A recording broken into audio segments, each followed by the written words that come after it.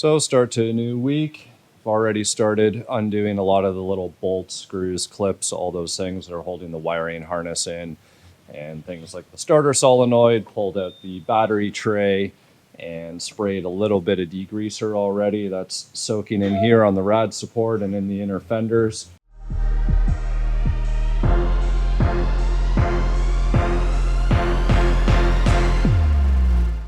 So now I'm just going to go ahead and actually pull out the main engine wiring harness. I've already disconnected everything down in that passenger side kick panel.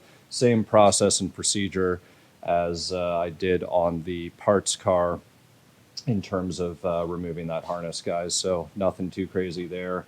You know, just pull the computer out of the little retaining harness, undo the couple connectors down there and the little ground screw, be able to pull all that stuff out. So the idea here is to have this bay as clean as possible so we can get it all cleaned up and looking almost like new, so we can get ready to put our new 5-liter drivetrain in here.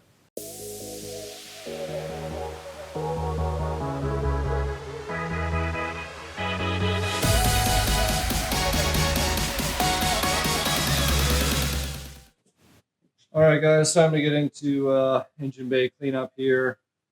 Got some crappy rags, cleaner rags. I sprayed a bunch of degreaser in here. You guys can use spray 9. Sometimes I even use WD-40 to start things off. That stuff is my miracle juice, works on everything. And I got a can of brake clean there. Once everything's kind of reasonably clean, or if there's some really hard areas I need to focus on, then just hit it with the brake clean. You could just use a whole bunch of brake clean, but, you know, try not to use too many cans of it. You know, try and knock off all the bulk, clean everything up first, and then use that for the final touches. So here we go. You can see quite a bit of the dirt and grease and undercoat and everything else. It's kind of wiping off. So I started things off. I used just like an engine shampoo and a spray can and sprayed it all on there, let it sit for like an hour.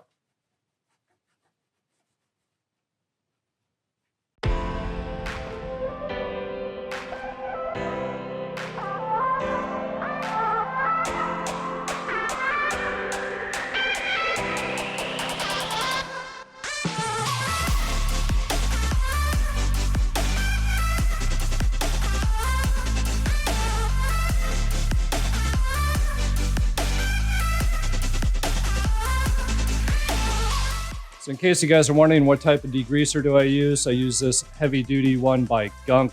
This guy, you just spray it on, let it soak in. If we had a pressure washer, that would be ideal. Unfortunately, with the weather, it doesn't allow us to have one. Any leftover spots, I hit it with some brake clean and just wipe everything down, go through your rags, make sure you wear gloves. You know, watch out when you're wiping stuff down, because there's nothing worse when you slide and then you accidentally get a piece of, you know, metal or a bracket or a nut right underneath your nail. So you don't want to cut yourself, don't want to hurt yourself. So just be cautious of that, take your time, and the results will speak for themselves.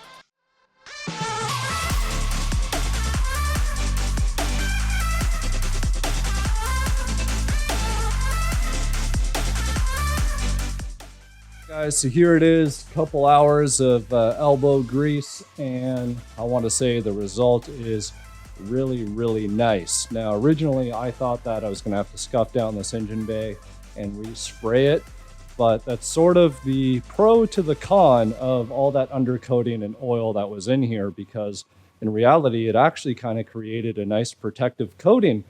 So once you can get all that stuff off, you know, the paint underneath here is actually in really nice shape. A couple little areas that I'm still going to touch up and make sure, you know, a little bit of surface rust down on the K-member where the motor mounts go. I'll hit that with the wire wheel. For an engine bay that's 30 years old, this one looks pretty damn clean, I gotta say. So, you know, once that wiring harness for the 5-liter motor is run, once that motor and everything else is sitting in there, this is gonna be a really nice bay. The owner of the car actually stopped by today and he dropped off the 5-liter wiring harness that we got out of that parts car. Are you happy with your result? That looks really nice and clean. Yeah, I am. I didn't have any black paint paint up these. Okay. Yeah, that's here, fine. But I don't know whether there were a couple of rough spots on this one. I didn't know, these didn't seem like your numbering, but I put the numbers No, back. they somebody had actually numbered them before.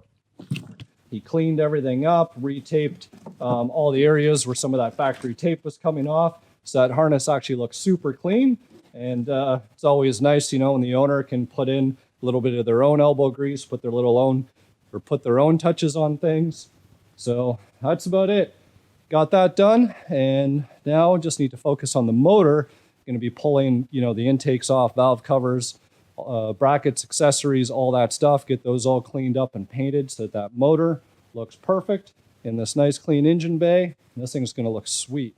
So yesterday I finished up degreasing everything in the engine bay, the old 4-cylinder. Well, today I'm going to focus on getting this motor, the new heart, all cleaned up and ready to go in the car. So the motor is very, very clean as it is, but of course, might as well take this opportunity to further clean it, detail it up, and make it look even better so that engine bay is just perfect when everything is done and installed.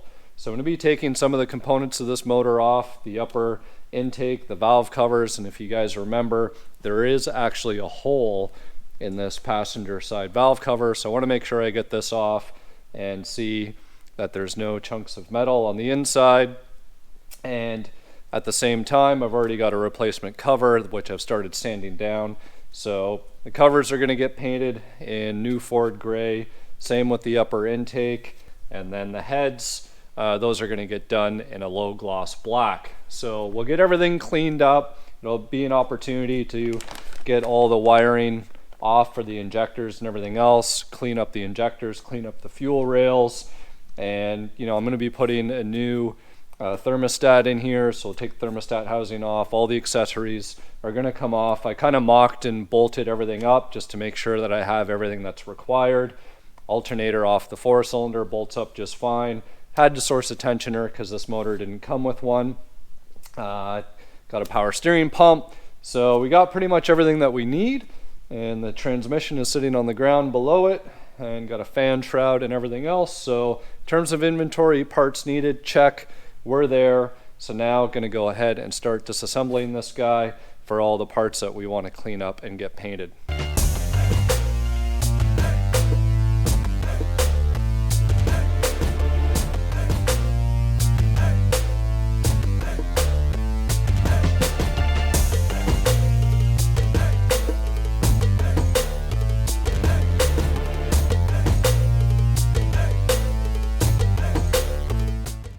You have it, the top end of this motor has been taken off. You could probably see in the time lapse, saw me stick some shop towel down in the fuel injector holes. I taped up the intake ports here because there was quite a bit of dust and debris sitting on that lower intake manifold. So just took some compressed air, blew that all off to get a real nice clean surface under here.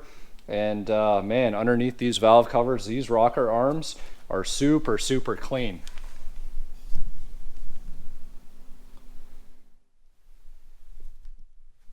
So yeah, I'm really impressed on how clean it is in there. And when I took off the passenger side valve cover, I did find 2 little bits of metal that had broken off. So it's probably a good thing that I went ahead and took those off. So a couple other things that I noticed when I was taking the motor apart, and that's why, even though it looked super clean, it's really important that you go over everything. Not only because of that hole in the valve cover and getting the chunks of metal out, but this sensor was missing in the lower intake here. This one bolt for the upper intake manifold was missing. A couple little clamps on the coolant lines here. Just weird random things that, you know, when people have spare motors sitting around, sometimes they need a part for something, so they'll go and they'll grab it and take it off and not always replace what they took. So important little process here to go through that.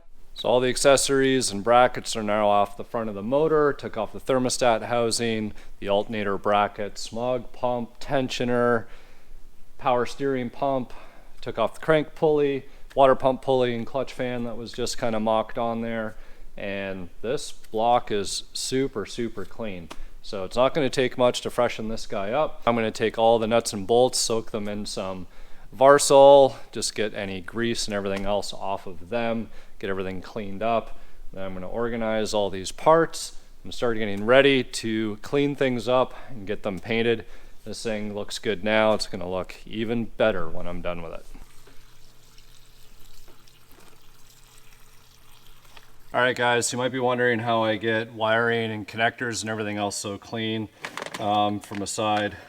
You know, I got all my nuts and bolts sitting here soaking in this Ziploc bag full of Varsol. That'll get any grease and debris off them. I'll wipe them all down.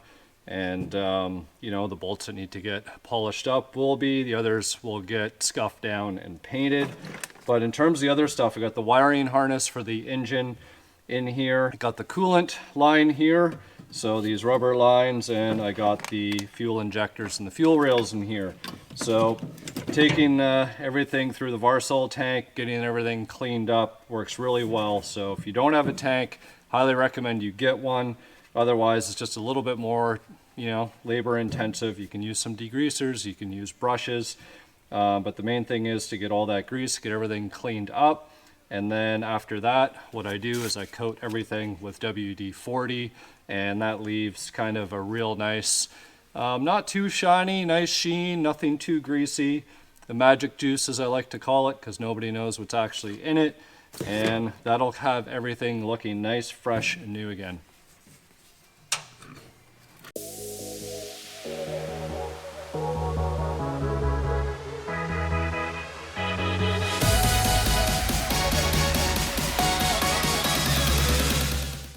Alright guys, so I got the motor all prepped up here, got it all scotch padded down, wiped it down with brake clean, and got the oil pan masked off because I don't want to get any overspray on it. And I'm just going to go ahead, paint the heads, the block, the timing cover, all the front end stuff of the motor. That's all going to go black. I thought about trying to mix up some of the colors, do the heads black, do the engine block, Ford, the new Ford gray, but with the oil pan being gray, just going to go ahead, do all that stuff in black. I'm going to go ahead and put a high heat engine enamel primer down first, and then let the primer dry up, and then go ahead and spray the low gloss black. And then after that, I've left the valve covers on here so I can overspray them and not have to worry about getting anything on the rocker arms or the springs or any of that stuff. And then I'm going to have to decide which color I'm going to do the lower intake manifold. We already know that the valve covers are going to go the new Ford gray as well as the upper intake. So cross that bridge when I get there, just kind of freestyling it. So I'm going to go ahead, get this thing painted up, and it's going to look like brand new. So here we are, day 2, working on the motor for our 4-cylinder to 5-liter conversion. Just starting now to go over and do reassembly and cleanup and painting and all of those tedious little meticulous things. You can see the engine harness here is out of the Varsol tank. That's all been sprayed down with WD-40, and it's looking very nice and clean. So going to go ahead and get this guy reinstalled. Valve covers are in the back. I got those all sanded down and prepped and primed. So they're going to get a coat of paint, and then I got to go through the rest of this stuff and start cleaning up brackets and figuring out what's going to get painted and what color, so on and so forth. So there's the update on the motor for today. So there we go. Long, hard day of sanding, prepping, painting, clearing, heat gunning, all of those things. But this is one of those moments where you're just like, I can see the results, and it is so rewarding. I'll show you guys a couple little snippets. I've done this before, but you know, it takes a lot of time, guys, whether things have to go in the Varsol tank to get grease and any oil off, and then sanding down, brake cleaning, priming any bare metal, putting paint. Some parts get cleared, some don't. Clear adds a nice extra layer of protection, but things like headers, I don't clear coat those. And anything that's the low gloss black does not get clear coated either, because I'm trying to stay with the low gloss. If you wanted to get a low gloss clear, you could technically spray that on top and get an extra layer of protection. But in this case, for just the nuts and bolts, everything will be all right. You'll also notice that I also use a heat gun, and the heat gun is really important, especially with high heat paints. If you use ceramic paints, they'll even tell you you need to warm all of your paint up after each coat that you apply. So there's a little bit of method to the madness, but the results speak for themselves. If you're wondering what the colors are, I will link them down in the video. However, these are new Ford gray. These are all Dupli-Color paints, by the way. So new Ford gray is on the upper intake manifold valve covers and headers. On the brackets, I used just normal aluminum. That has been clear coated on top. And then anything that you see in black is actually, I think it's a Chevy or a Chrysler low gloss black. And that is the same low gloss black that I used on the block and the heads and the lower intake manifold. So this I did yesterday. I did start putting things like the wiring harness and things back on. All of this was cleaned up. I've retaped it using hockey tape. So I'm really happy with the way that this motor is turning out. So now is that wonderful, rewarding time where I get to start bolting on some of these fresh goodies. It is late in the day. Might just do some just so I can see what and visualize what it looks like on the motor.